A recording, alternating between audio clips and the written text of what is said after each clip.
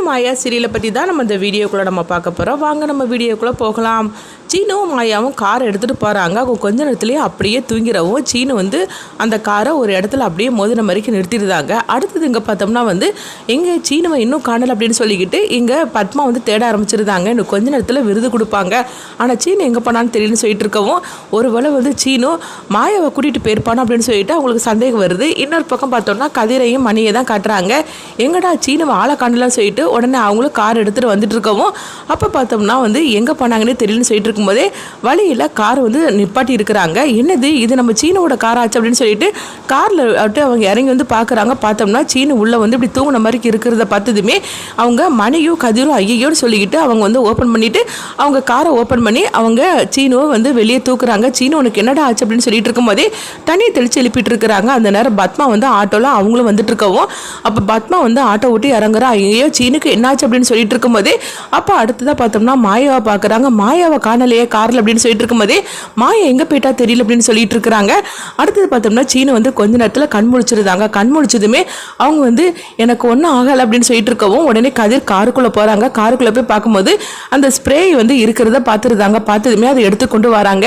இதனால தான் இவங்க ரெண்டு பேருக்கும் இந்த மாதிரி தூக்கம் வந்திருக்குது அப்படின்னு கதிர் சொல்லவும் இது கிட்டதுமே பத்மா அதிர்ச்சி அடைகிறாங்க. உடனே பத்மா சீனுக்கு ஒன்றும் ஆகலை அப்படின்னு சொல்லிட்டு இருக்கும்போது உடனே மணி சொல்கிறாங்க, சரி நீ எதுக்காக இப்போ இங்கே அப்படிங்கும்போது சீனுவை காணலேன்னு சொல்லிட்டு தான் ஒருவேளை வீட்டுக்கு போயிருப்பான்னு சொல்லிட்டு தான் நான் பார்க்கறதுக்காக வந்தேன் அப்படின்னு சொல்லவும் சரி அங்கே இன்னும் கொஞ்ச நேரத்தில் அவார்டு கொடுக்கறதுக்கு ஃபங்க்ஷன்லாம் ஆரம்பிச்சிரும், அதனால நீ இங்கேருந்து போ, யாருமே இல்லைன்னா அப்புறமா ரொம்ப நல்லா இருக்காது அப்படின்னு சொல்லவும் உடனே பத்மா சீனு உனக்கு ஒன்றும் ஆகலை அப்படிங்கும்போது எனக்கு ஒன்றும் ஆகலாம் அப்படிங்கிறாங்க. சரி நீ என் கூட வாங்கி அப்படின்னு சொல்லும்போது என்னம்மா சொல்லிட்டு இருக்கிறீங்க, மாயா என்னன்னாலும் தெரியல, நான் மாயாவை அழைச்சிட்டு வரோம் அப்படிங்கும்போது உடனே பத்மா நினைக்கிறாங்க கண்டிப்பாக மாயா கிடைக்க போகிறது கிடையாதுன்னு சொல்லிட்டு இருக்கவும் அடுத்தது பத்மா ஆட்டில் ஏறி நேராக அங்கே ஃபங்க்ஷன் நடக்கிற இடத்துக்கு வந்துருந்தாங்க. இப்போ பார்வை கேட்டுட்டு இருக்கிறாங்க.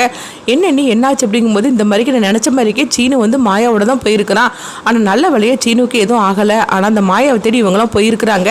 எப்படி தேடினாலும் சரி தான் மாயா கிடைக்க போகிறது கிடையாது. ஆனால் என்ன பண்ணுறதுக்கு என் பையன் அவன் கையால் அவார்டு வாங்கணும்னு சொல்லி ஆசைப்பட்ட அப்படிங்கும்போது சரிதான் என்ன அதனால என்ன எப்படியோ மாயாவுக்கு அந்த அவார்டு போகலைல, அதனால நீங்களே இது வாங்கிடுங்க அப்படின்னு சொல்லும் போது நீ சொல்றது கரெக்டு தான் பார்வதி அப்படின்னு பத்மாவும் சொல்றாங்க. அடுத்ததுங்க பார்த்தோம்னா மாயாவை அவங்க வீட்டுக்கே அதாவது ரகுராமோட வீட்டுக்கே அந்த ரெண்டு பேரும் தூக்கிட்டு வராங்க. தூக்கிட்டு வந்ததுமே அவங்க அந்த தண்ணி தொட்டியில போட்டுட்டு மாயாவை வச்சுட்டு அந்த மோட்டரை போட்டு விட்டுருந்தாங்க. போட்டு விட்டதுமே இன்னும் கொஞ்ச நேரத்துல கதை முடிஞ்சிடும் அப்படின்னு சொல்லிட்டு அவங்க அங்க இருந்து போயிடவும் அப்போ கதிர் சீனுக்கிட்ட சொல்லிட்டு இருக்கிறாங்க, நீ இங்கே இருக்கிறன்னா மாயா கண்டிப்பாக உன்னை விட்டுட்டு போயிருக்க மாட்டா, எங்கே போனாலும் தெரியல அப்படின்னு சொல்லிட்டு இருக்கும்போது அடுத்தது பார்த்தோம்னா அவங்க திரும்பி பார்க்குறாங்க. அப்போ அவங்க மாயாவுக்கு பூ வாங்கி கொடுத்தாங்களா, அந்த பூவெல்லாம் கீழே விழுந்து கிடக்குது. அது மட்டும் இல்லாமல் மாயாவோட செருப்பு கீழே விழுந்து கிடக்கவும் உடனே அவங்க சொல்லிட்டாங்க மாயாவுக்கு நான் இப்போ தான் அந்த பூவை வாங்கி கொடுத்தேன், அந்த பூ செருப்பெல்லாம் அங்கே தான் கிடக்குது, இது அவளுடைய செருப்பு தான், ஆக மொத்தத்தில் அவளுக்கு ஏதோ ஆபத்து வந்திருக்கு அப்படிங்கவும் சரி நம்ம நேராக வீட்டுக்கு போய் பார்க்கலாம் அப்படின்னு சொல்லிட்டு நேராக வீட்டுக்கு வராங்க.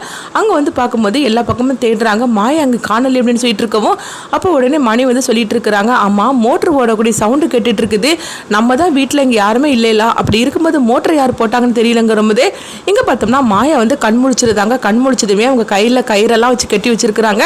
அதை எல்லாத்தையும் கழட்டி போட்டுருந்தாங்க. அப்போ தண்ணி பார்த்தோம்னா அது அப்படியே முக்காசி அளவுக்கு நிரம்பி வந்துடுது. மாயா கத்த ஆரம்பிச்சிருந்தாங்க, யாராவது இருக்கிறீங்களா என்னை காப்பாற்றுங்கன்னு சொல்லி கத்திட்டு இருக்கும்போதே இங்கே பார்க்கும்போது பத்மா பார்வதி தான் காட்டுறாங்க. அப்போ பார்வதி சொல்லிட்டு இருக்கிறாங்க, எப்படியோ அந்த மாயா தொலைஞ்சு போயிட்டா அப்படின்னு சொல்லிட்டு இருக்கும்போதே அடுத்ததா பார்த்தோம்னா மாயா வரமாட்டா அப்படின்னு சொல்லிட்டு இருக்கவும் தானா அப்போ மாயா சீனுவை அவங்கள அவார்டு கொடுக்கறதுக்காக கூப்பிடுறாங்க. அப்போ பார்வதி சொல்றாங்க, அண்ணி பாருங்க நீங்க கிளம்புங்க போய் அவார்டு போய் வாங்கிட்டு வாங்க அப்படிங்கும்போது உடனே பத்மா ரொம்பவே சந்தோஷப்பட்டுட்டு அவங்க எந்திரிச்சு அவார்டு வாங்குறதுக்காக போகும்போது கரெக்டாக பார்த்தோம்னா சீனுவும் மாயாவும் வந்திருந்தாங்க. வந்ததுமே அவங்க ரெண்டு பேரும் மேடம் மேலே ஏறுதாங்க. இதை கொஞ்சம் கூட எதிர்பார்க்காத புவனேஸ்வரி பத்மா பார்வதி இவங்க மூணுமே அதிர்ச்சி அடைகிறாங்க.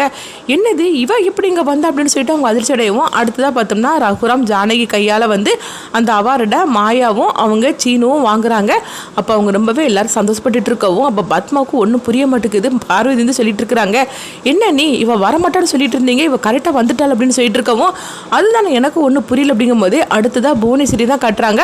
அப்போ புவனேஸ்வரி அவங்க சொல்லிட்டு இருக்கிறாங்க, என்ன பத்மா இந்த மாயா வரக்கூடாதுன்னு சொல்லிட்டு இந்த மாதிரிக்கு பண்ணணும்ல, அப்புறமா எப்படியோ வந்தா அப்படிங்கும்போது அதுதானே எனக்கு ஒன்றும் புரியலன்னு சொல்லிட்டு இருக்கும்போதே பார்த்தோம்னா கரெக்டாக அங்கே மாயா வந்துருந்தாங்க. சொல்கிறாங்க, என்ன உங்களுக்கெல்லாம் ரொம்ப குழப்பமாக இருக்குதா நான் எப்படி இங்கே வந்தேன்னு, நீங்கள் போட்ட சதி திட்டத்தில் எனக்கு ஒன்றும் ஆகலைன்னு சொல்லிக்கிட்டு நினச்சிட்டு இருக்கிறீங்களா அப்படின்ட்டு உடனே வந்து ஃப்ளாஷ்பேக்காக அந்த கதையை காட்டுறாங்க. அப்போ பார்க்கும்போது மாயா வந்து இந்த தண்ணி தொட்டிக்குள்ளே அவங்க வந்து ரொம்பவே கஷ்டப்பட்டுட்டு இருக்கும்போது அப்போ கரெக்டான நேரத்தில் அவங்க சீனு, அவங்க கதிர், சிவா 3 பேருமே வந்து அவங்க காப்பாற்றுறாங்க.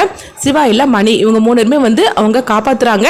அப்போ உடனே வந்து மாயா வந்து சொல்கிறாங்க, நல்ல வேளை நீங்கள் வந்தீங்க அப்படிங்கும்போது நீ எப்படி இந்த இடத்துக்கு வந்தேன்னு சொல்லி கேட்டுட்டு இருக்கோம், வேற யார் பண்ணியிருப்பா, இதெல்லாம் அந்த புவனேஸ்வரோட வேலையாக தான் இருக்கும் அப்படின்னு சொல்லிட்டு இருக்கவும், சரி நம்ம சீக்கிரமாகவே போகலாம் அப்படின்னு சொல்லிட்டு அவங்க அவார்டு வாங்குறதுக்காக வந்திருக்கிறாங்க. ஆனால் எனக்கு தெரியும் இது புவனேஸ்வரோட திட்டமாக இருந்தாலும் இதை செஞ்சது எல்லாமே நீங்கள் தானே, திட்டம் மட்டும் தானே இந்த மாதிரி பண்ணினீங்க அப்படின்னு சொல்லிட்டு பத்மாவை போட்டு வெளுத்து வாங்கிட்டு இருக்கிறாங்க.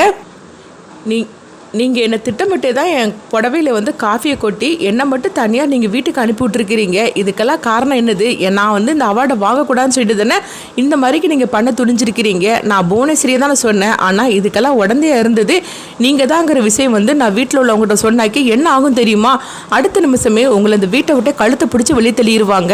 எதுக்காக நீங்கள் இந்த மாதிரிக்கெல்லாம் ஒரு கேவலமான வேலையை செஞ்சிட்ருக்கிறீங்க, அப்படி உங்களுக்கு என்ன தான் அத்தை என் மேலே கோபம் அப்படின்னு சொல்லிட்டு இருக்கவும் உடனே வந்து பத்மா வந்து என்ன, அதாவது என் மேல பழைய பொருளான்னு சொல்லி நினைச்சிட்டு இருக்கிறேன் அப்படிங்கும்போது இதெல்லாம் செஞ்சது நீங்க தானே எனக்கு நல்லாவே தெரியும். ஆனால் உங்களை நான் சும்மா விடுதேன், உங்களை பற்றி மட்டும் இப்போ நான் உண்மையை சொல்லிட்டோம்னா அவ்வளோதான், சீனு உங்களை சும்மா விட மாட்டேன் அப்படிங்கும்போது, ஆனால் புவனேஸ்வரி நீலாம் திருந்தவே மாட்டியா, உன்னை வந்து எவ்வளோ தான் நாங்கள் உனக்கு கொடுத்தாலும் ஆனால் நீ திருந்த போகிறது கிடையாது. அப்படி உனக்கு என்ன தான் பிரச்சனை, இங்கே பாரு இதுக்கு மேலே என் குடும்பத்தார் மேலே நீ கையை வையன், அவ்வளோதான், என் விஷயத்துலையும் சரி என் குடும்பத்தார்கிட்டையும் சரி நீ ஏதாவது நம்மளுக்கு பிரச்சனை பண்ணுன்னு வச்சுக்கேன், உன்னை என்ன பண்ணுவேனே தெரியாது.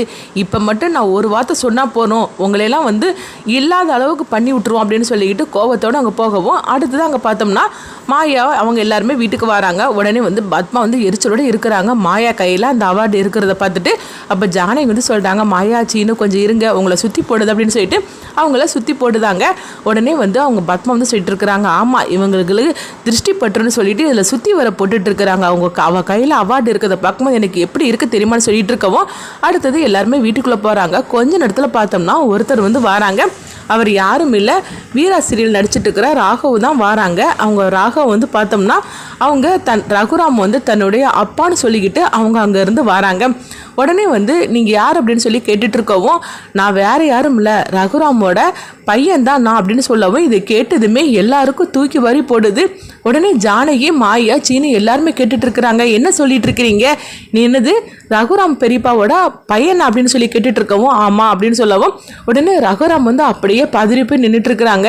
என்னப்பா என்கிட்ட நான் இங்கே பேச மாட்டீங்களா, இத்தனை வருஷம் கழிஞ்சு நான் உங்களை பார்க்கறதுக்காக வந்திருக்கிறேன், என்கிட்ட ஒரு வார்த்தை கூட பேசாமல் அமைதியாக இருக்கிறீங்களா அப்படின்னு சொல்லிட்டு இருக்கவும், இது கிட்டதுமே பத்மா பார்வையும் சொல்லிட்டு இருக்கிறாங்க, இது என்னது புது குழப்பமாக இருக்குது அப்படின்னு சொல்லிட்டு இருக்கவும் அடுத்ததாக பார்த்தோம்னா வந்து ரகுராம் வந்து சொல்லுறாங்க, நீ என்ன உழைச்சிட்டு இருக்கிற, நான் உன்னை பார்த்தது கூட கிடையாது அப்படிங்கும்போது, என்னப்பா இப்படிலாம் வந்து நீங்கள் சொல்கிறீங்களே, என்ன எல்லாரும் இருக்காங்கன்னு சொல்லிக்கிட்டு பயப்படுறீங்களா, நான் தான் உங்கள் பையன்னு சொல்லிட்டு ஒத்துக்கிட்டாக்கி உங்களுக்கு கௌரவ குறைச்சலா ஆயிருன்னு சொல்லிட்டு நீங்கள் பயப்படுறீங்களாப்பா அப்படின்னு சொல்லிட்டு இருக்கவும், இது கேட்டதுமே மாயாவுக்கும் சீனுவுக்கும் மணி சிவராமன் எல்லாருமே வந்து அதிர்ச்சியோடு இருந்துட்டு இருக்கிறாங்க. அப்போ ரமணி பாட்டி வந்து கேட்டுட்டு இருக்கிறாங்க, என்ன ரகு இது புது குழப்பமா இருக்குது, இங்க பாரு என் பையன் அப்படிப்பட்ட ஆளெல்லாம் கிடையாது, உன்னை யார் இந்த மாதிரிக்கு அனுப்பிவிட்டுருக்கிறா, என்ன அந்த புவனேஸ்வரின்னு சொல்லி கேட்டுட்டு இருக்கிறாங்க.